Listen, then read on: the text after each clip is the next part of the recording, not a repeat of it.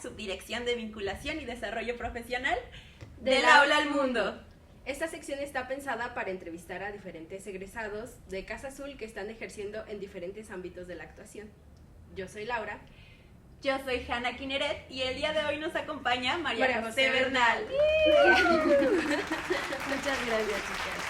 Egresada de la 10ª generación de Casa Azul, tiene experiencia en teatro, teatro musical, cine, televisión y doblaje. ¿Cómo estás, María José? Muy bien, muchas gracias, muy feliz de estar aquí. Muchas gracias por venir. Gracias por acompañarnos hoy. Vimos que desde muy pequeña tú sí estuviste muy cercana al teatro por tu tío, porque es actor. Sí. Pero aún así no elegiste actuación como tu primera carrera. Ay, yo no la elegí o mis papás no la eligieron. No, la verdad es que soy muy afortunada de que todas las decisiones que he tomado me han acompañado de la mano mis papás, pero sí cuando salí de la prepa fue de, pues tienes que estudiar una carrera, ¿no? O sea, tienes que estudiar algo que te dé un título y que te dediques a, yo creo que si estamos aquí es porque ya sobrevivimos esa batalla de los papás y que pudimos rebelarnos y decir, queremos ser actores, pero sí, me eché unos 4 añitos de arquitectura. 4 años. Sí, al 4º año dije, creo que también quiero estudiar actuación. Entonces había días que no dormía, luego sí le tenía que hablar a mi primo así, bebé, por favor, manténme despierta porque tengo que... O sea, fue al mismo tiempo, estuviste en un periodo estudiando actuación y arquitectura. 6 mesecitos. Fuerte, ¿y cómo fue? ¿Cómo sobreviviste? Lo logramos, pero sí, el que a 2 amos sirve, con 1 queda mal, entonces tuve que decirle adiós a la arquitectura. Y cuando acabé actuación, todavía dije, tengo que terminarla. Pero los caminos de la vida no son como nada. Y me quedé justo en el violinista en el tejado, entonces ya no pude terminar arquitectura, entonces... ¿Y cómo fue la transición justo en ese inter en el que estabas, pues en una carrera que implica mucho estar como muy sentada y muy estacato y de repente a unas materias que son completamente físicas? Ay, pues justo creo que ese era el problema. Tengo escoliosis, entonces mis dolores de espalda en la arquitectura eran una cosa espantosa. O sea, pues toda la vida estás acostumbrado a estar en un escritorio 8 horas porque pues, desde primero de kinder te enseñan a eso, ¿no? Pero no, en la carrera de actuación a mí me abrió el mundo. O sea, la clase que en su momento se llamaba Conciencia Corporal, que era a través del yoga. ¿Con Hugo? Con Hugo Velasco. Ay, ¿todavía no maestro, sacas es Hugo? mi maestro, Hugo es mi maestro. Hugo.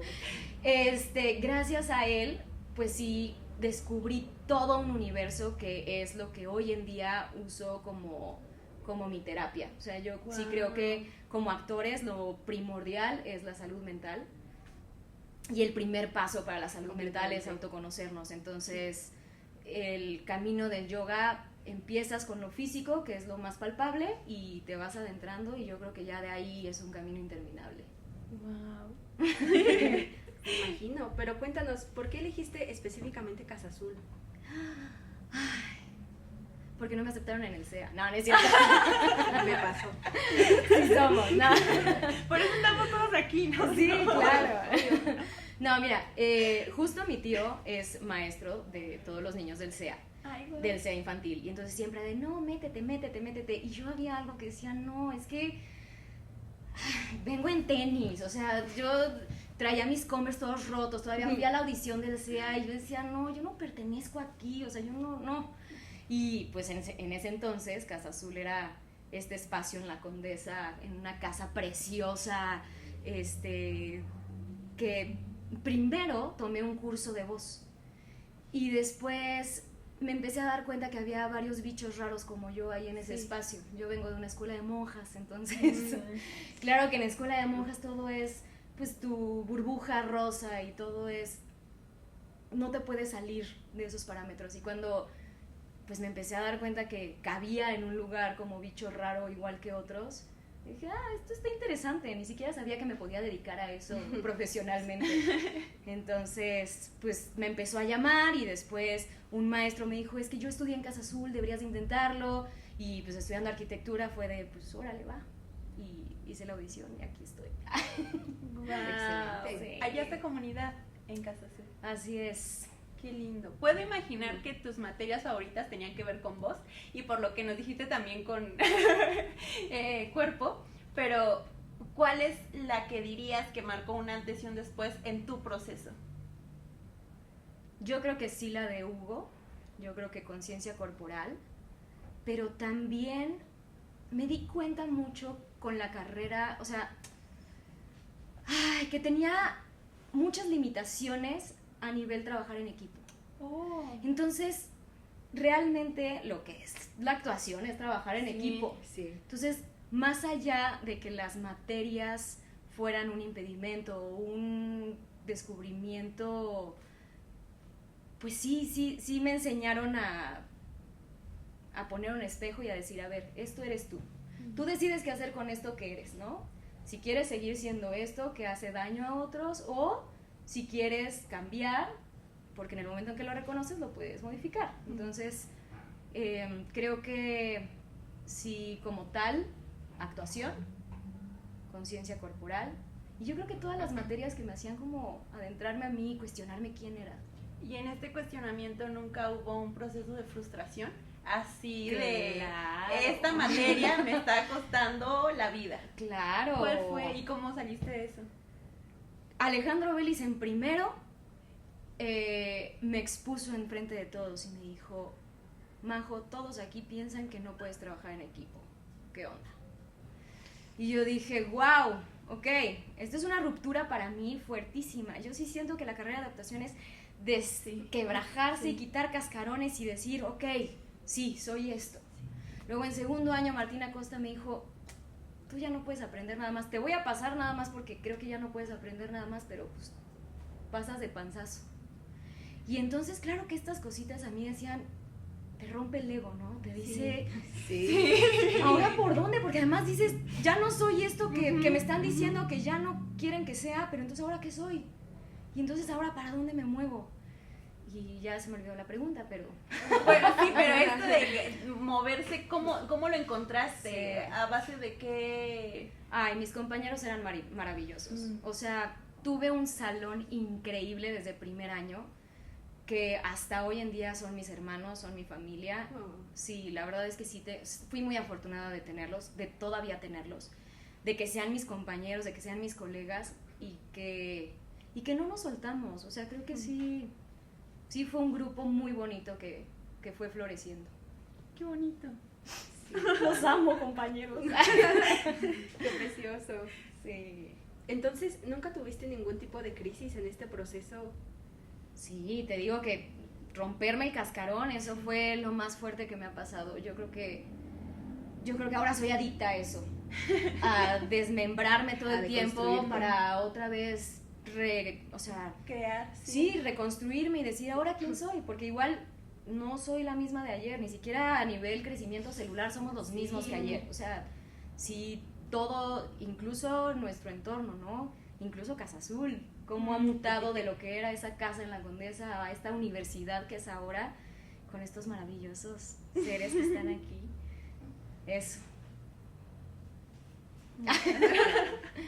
Y saliendo de la escuela dices que eras muy unida a tu grupo y que fue un grupo fuerte. ¿Cuál fue su proyecto de graduación, su montaje de graduación? Hicimos la visita de la vieja dama, dirigida por Carlos Corona, y después escogimos a Juan Carlos Vives como nuestro padrino de graduación.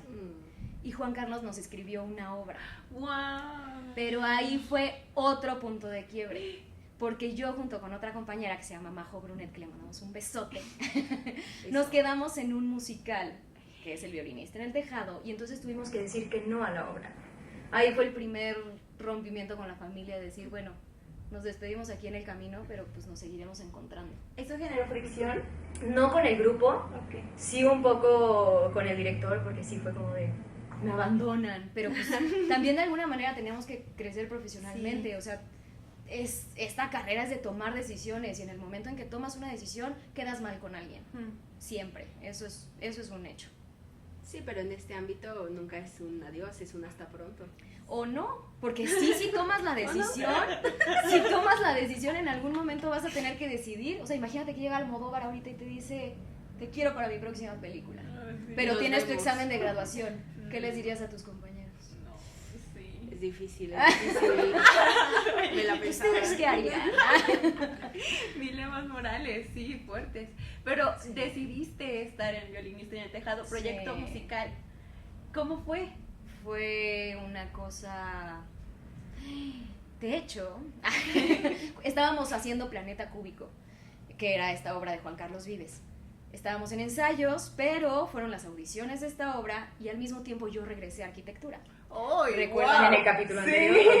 Sí, yo regresé a arquitectura y entonces yo tenía entrega de un proyecto de estacionamientos, porque es muy importante saber hacer estacionamientos Sí, en sí, arquitectura.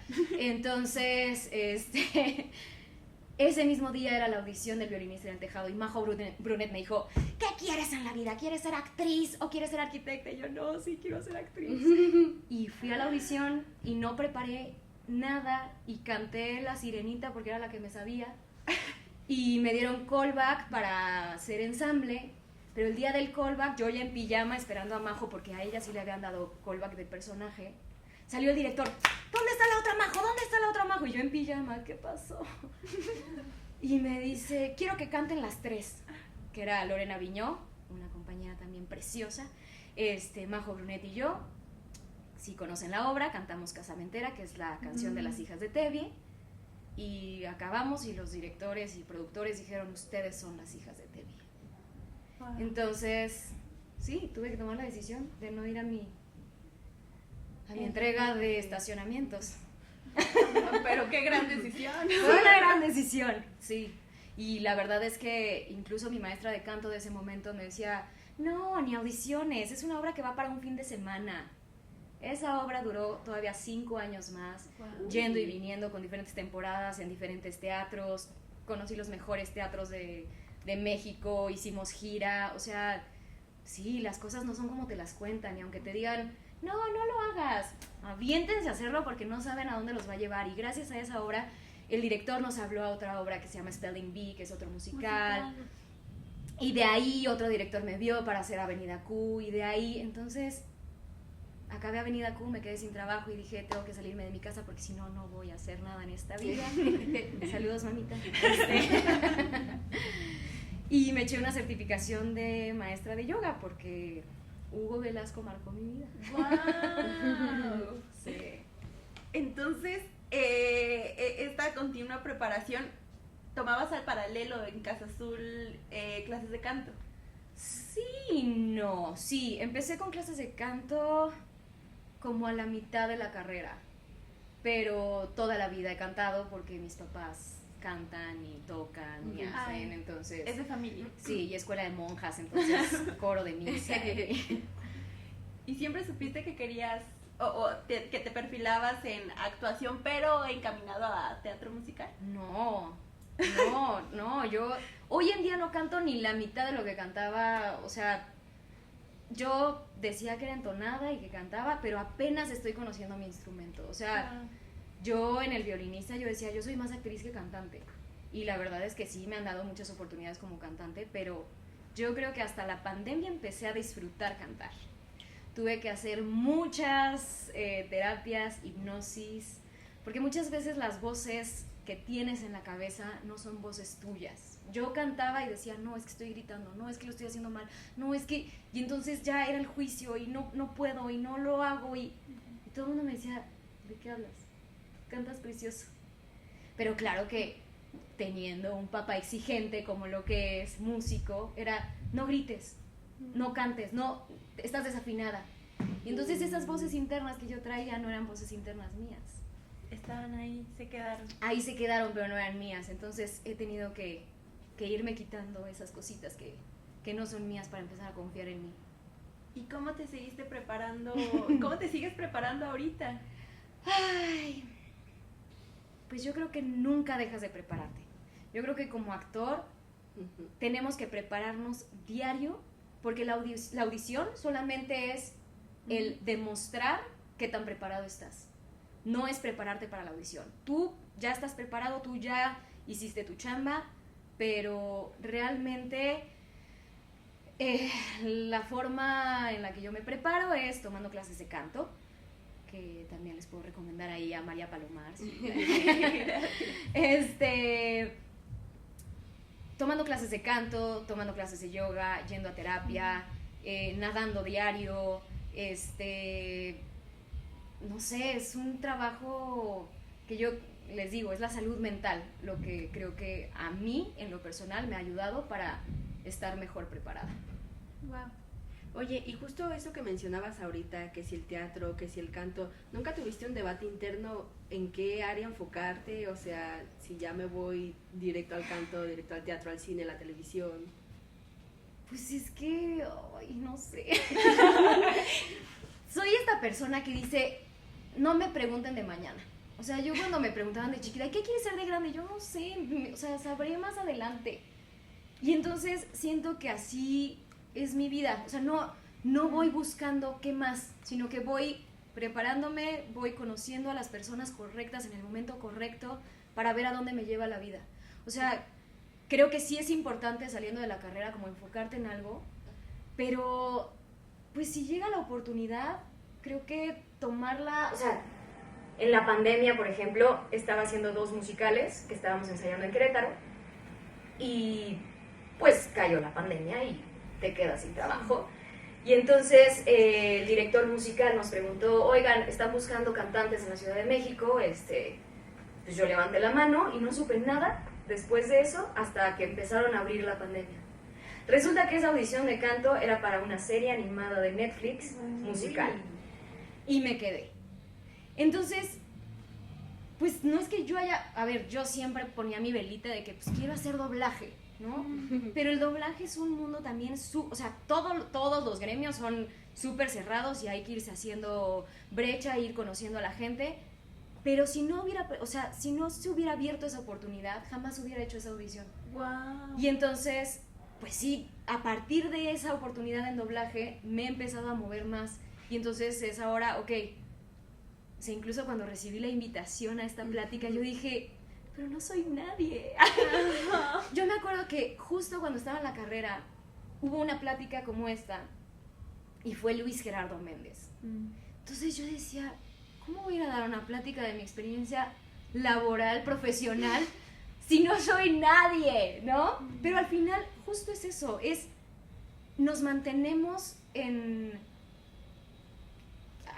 pie de lucha porque hay que mantenerse constante, es una carrera de resistencia. Sí. Y entonces, totalmente. No importa si no estás en la pantalla grande, pero si estás haciendo lo que te apasiona, también el doblaje, por ejemplo, me ha enseñado a abordar los personajes desde otro lugar, que es la voz.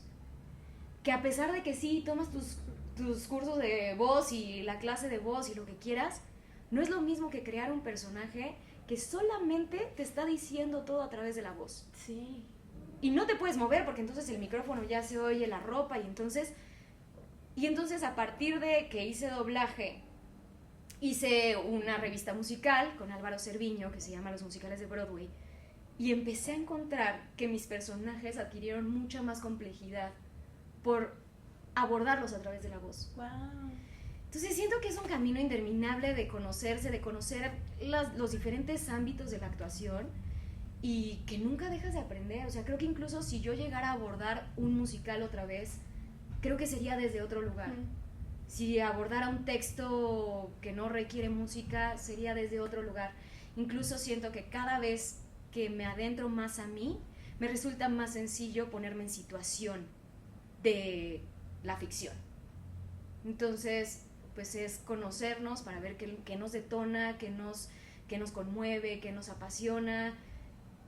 También reconocerte es reconocer al otro y saber que puedes encontrar dentro de esa empatía un diálogo y una comunión para la ficción. Es muy lindo lo que acabas de decir. Gracias, no sé qué dije. Mencionaste muchas cosas. Sí. Entonces, el doblaje sí es un punto muy, muy importante porque parte de la iniciativa de este proyecto, que nació por Genaro Correa, es para mostrar que genuinamente hay más caminos a la hora de egresar, porque se siente mucha incertidumbre, estando como estudiante de último año, se siente mucha incertidumbre ver hacia el futuro y pensar que solo hay un camino de éxito. que el éxito aparte es bien subjetivo. Sí. Y justo eres la primera invitada que hago doblaje. Sí, quería preguntarte más o menos, Sí, claro. pues cómo es el proceso de casting, porque ha de ser diferente, no creo que funcione como con agencias, como usualmente. Mira, existen managers, pero no, o sea, sí existen los agentes, pero son muy pocos los que te agarran porque ya eres alguien, ¿no? Es como en todos lados. Te ven para que entonces te contraten, pero si no estás ahí, entonces no te contratan y entonces es un círculo vicioso. Pero yo te recomiendo que te acerques a los directores y a los cursos que dan los diferentes directores, que te empapes un poquito como de quién dirige las cosas que te gustan dobladas, para entonces ver si esa persona hace talleres y entonces a partir de ahí reportarte. Cuando haces casting para un personaje en doblaje, es porque ya te reportaste con el director. ¿Qué quiere decir reportarte? Literal, escribirle un mensajito en Instagram. Ahora, yo no soy de la vieja escuela del doblaje porque sé que antes ibas a los estudios, les tocabas la puerta al estudio y entonces era de, hola, me reporto, mi nombre es tal y mi rango es tal, porque entonces también, tu rango es de 15 a 40 años, pero hago caracterizaciones, lo que quiere decir que haces voces diferentes, pero también soy soprano y soy cantante. Entonces, entre más cartas lleves sobre la mesa, más te van a decir, órale. Claro que también si tienes la carrera de actuación es una mega carta, pero hoy en día por la pandemia ya no te dejan hacer sala, que también es sentarte ahí y escuchar cómo el director dirige a la persona que está dentro de la cabina. Son muy pocos los estudios los que te dejan hacer sala, pero pues es eso, conocer al director, que te conozca y mandarle mensajito todas las semanas, exacto, me reporto, y hacer prácticas. O sea, creo que incluso las prácticas que hay en TikTok y hay en Instagram son súper válidas, porque sí es muy difícil entrar a la chamba, porque ya te dieron el llamado y entonces ni siquiera te han dicho cómo se hace, ¿no? Sí, No sé cómo ahora le vas. Sí, es otra cosa que quería preguntarte porque en mi clase, ¿no? Justo dijimos que la primera lectura es muy importante. La primera lectura en voz alta es crucial. Y que te den el texto el mismo día, ¿cómo resuelves? ¿Cómo resuelves leer un texto bien que te acaban de dar hace unos momentos? Ni siquiera es que lo leas antes de que lo vayas a hacer. O sea, lo vas leyendo conforme va sucediendo. Si bien te va, el director te va a pichar un poquito el personaje, ¿no? Te va a decir, no, pues esta historia va de una infidelidad y tu personaje es la novia del hermano del primo de bla, bla, bla. Y tienes 3 loops. Y en 3 loops tienes que construir tu personaje. Lo maravilloso de esto es que ya existe alguien que lo hizo a cámara o un personaje animado que ya existe. Ajá. Y ya hay una base en la que te puedes basar, ¿no? O sea, valga la redundancia. Pero cuando estás frente a la pantalla, tienes la imagen, tienes el texto, tienes al ingeniero, tienes al director. Entonces, te ponen el texto y te dan un timecode. En el timecode te ponen en el minuto 20:33. Tú tienes que irte al script inmediatamente al 20:33 y leer. En primera, digamos que te dan un ensayo, te ponen el play, entonces está el monito diciendo, hola, ¿cómo estás? Y entonces aquí dice, hola, ¿cómo estás? ¿No? Bueno, hi, how are you? O en alemán, Franz Verfahren. Y entonces lo lees como para ver si macha con labios y ya después lo pones. Eso es ya la experiencia que empiezas a agarrar. Obviamente puedes hacer ensayo grabado, puedes escucharlo 20 veces, pero hay directores de la vieja escuela que si no lo sacas a la primera se empiezan a desesperar y entonces es debut y despedida. Uy. Pero estamos bien. Eso también suena que te ayuda a construir personajes de una manera pues eficiente. Exactamente. ¿Te ha servido en otros ámbitos que no sea el doblaje? Sí, totalmente. Te digo que a partir de eso en la revista musical que hice sí fue, pues ahora vamos a jugarle por otro lado, ¿no? Y entonces también obviamente la voz te da la corporalidad y empiezas a jugarle ahí en otros. Está padre, o sea, sí, creo que todo suma. Pero además cuando ya te dan un personaje fijo que le puedes jugar más, es bien padre que te te empiezas a fusionar con la persona o con el personaje animado que está en pantalla. Es padrísimo porque luego ya hasta inhalas igual que la...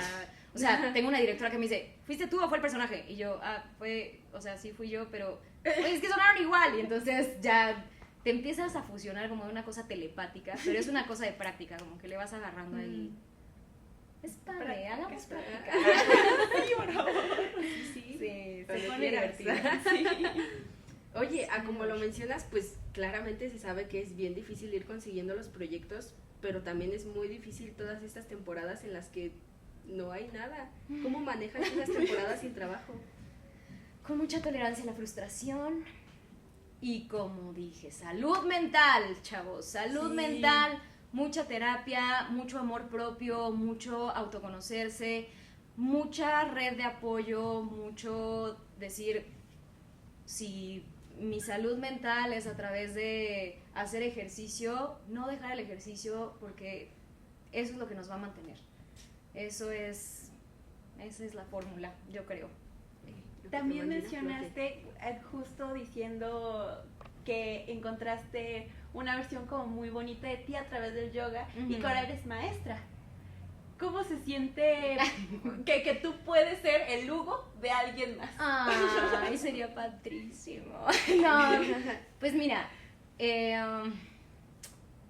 sí me apasiona mucho el cuerpo humano y sí creo que cuando salí de la carrera empecé a dar clases de yoga porque me decían, pues eres buena, pero nunca quise ser una fantoche, entonces me eché la certificación.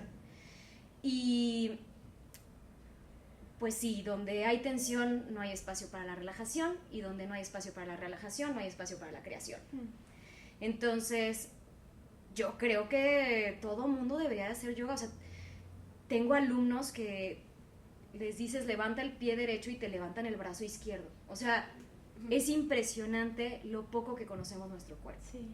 Hay una parte en la corteza prefrontal del cerebro que se llama... está nuestro mapa somatosensorial, ¿no? Digamos que este mapa somatosensorial tiene dibujado nuestro cuerpo.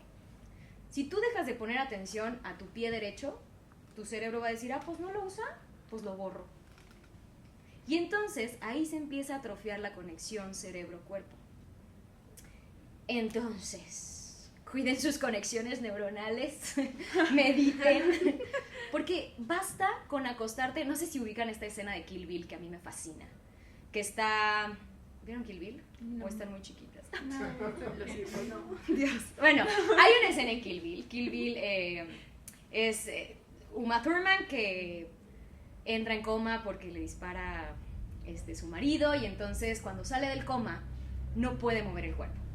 Y entonces logra subirse a su camioneta como Dios la da a entender y entonces está acostada y entonces le dice a su dedo gordo del pie derecho, dedo gordo, muévete. Dedo gordo, muévete. Dedo gordo, muévete, hasta que se mueve el dedo gordo. Y luego le dice, dedo índice, muévete, y así con todo el cuerpo. Literal, si ustedes hacen eso cuando están acostados, no necesitan hacer yoga, no necesitan nada, sí. Es una especie de meditación, pero basta con eso para conectar con su cuerpo. Basta con hablarle, con reconocerlo, con pensarlo, dibujarlo y decir, esto es parte de mí, y que no se nos olvide porque si no perdemos esa conexión. Y luego vean Kill Bill. Vamos a ver Kill Bill. Es nuestra tarea. Por favor. En tus alumnos dices que justo falta como la conexión, ¿no? ¿Cómo ves que es ese proceso en ellos? ¿Qué es lo que justamente detona o en qué momento es cuando ya empiezan a fluir las cosas? Y en el momento en que se relajan. Es padrísimo ver a alguien decir, wow, no sabía que me dolía eso, o no sabía que existía incluso un músculo, o no sabía que existía, o sea, ese momento en el que las personas dicen, wow, descubrí algo de mí mismo hoy, porque yo creo que un buen maestro es el maestro que despierta el maestro interno en el otro. Entonces, en el momento en que hay un clic con ellos, yo me doy por bien servida y, o sea, es un cambio radical. O sea, la gente llega así, incluso con la cara así toda tensa, con el entrecejo así, y salen de que ya con eso me doy por bien servida porque es increíble. O sea, Creo que nos falta mucho conectar con nosotros, porque estamos muy conectados con las redes sociales, muy desconectados con las redes sociales, con el entorno. Y pues el primer punto para conectar con el otro es conectar contigo. Sí. ¿Y para ti no fue muy difícil llevar este proceso de conectar cuerpo-mente? Sí, claro. Sí, por eso estoy así de apasionada, porque me han costado años y yo creo que todavía me falta mucho por aprender. O sea, sí creo que cuando te adentras en ti y sigues descubriendo, o sea, incluso el trauma, ¿no? O sea, que hoy en día como que está muy latente esta cuestión de la herida de abandono y la huella de, ¿no? O sea, lo vemos en todos lados, pero ¿realmente lo entendemos? O sea, ¿realmente sabemos lo que implica en nuestra reacción con el otro? Porque muchas veces tú reaccionas ante tu herida, no reaccionas ante lo que realmente está sucediendo. Creo que se lo vi en una entrevista a Aislinn Derbez, creo que fue ella, que decía, si yo tengo aquí una herida que sigue ahí la cicatriz, si tú me tocas, me va a doler.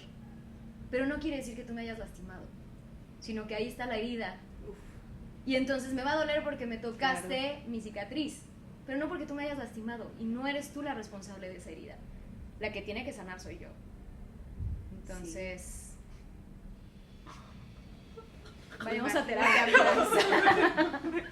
Corte para ir a terapia. Sí. Así es. ¿Y cómo? Es que estuvo fuerte. Digo, Aislinn Derbez, gran analogía Sí, y gran sí. analogía traerla aquí. Qué Buenísima. ¿Cómo descubriste el rango contigo en cuestión corporal? Sé que en clase, pero ¿fue a través de otros o fue a través de ti? ¿Sí fue un reconocimiento de compañeros o de maestros de, eres buena en esto, o sí fue un desde ti? Creo que el reconocimiento es importante. O sea, yo en mi clase de yoga que doy en la Colonia del Valle, si algún día quieren, justo hablo de reconocernos, porque cuando te reconoces a ti, también te estás dando tu valor. Y no solamente nosotros nos damos nuestro valor, es importante que los otros reconozcan ese valor en nosotros, ¿no? O sea, creo que sí fue a partir de que me decían, es que eres muy buena dando clases de yoga, deberías de, ¿por qué no haces? ¿Por qué no? Anímate a dar clases. Y entonces entré a Casa del Lago a dar clases muy espontáneo y fue de, órale, sí me gusta. Y hasta la fecha tengo alumnos de Casa del Lago, que esto fue hace 15 años. Entonces, pues sí, la vida te va acomodando, te van diciendo, te van instruyendo. Incluso tengo un terapeuta que me dice, es que ya no actúes. Ya no hagas nada de la actuación, mejor dedícate a dar clases de yoga porque eres buena en eso. Y yo digo, pues creo que se puede todo, o sea, creo que es un complemento. Sí, creo que es muy difícil encontrar nuestro camino en la vida, porque muchas personas dicen, es que, ¿por qué encontramos, o cuál es nuestra misión, no? O sea, ¿realmente ser actores es nuestra misión? ¿O es lo que nos gusta? ¿O es lo que nos apasiona? Un maestro de física cuando salí de la prepa me decía, Majo, es que tú con ese cerebro y estudiando actuación. No, bueno. Y yo, o sea, sí le contesté. Creo que para estudiar actuación necesitas otras inteligencias que solamente las matemáticas, ¿no? Como la inteligencia emocional. Pero creo que, no sé, ya no sé por qué llegué ahí, pero sí es importante el reconocimiento, sí es importante que crean en ustedes, que se quiten las voces que consideren que no son las suyas, para saber que sí. Ahorita que mencionabas que te decían que podrías dedicarte de lleno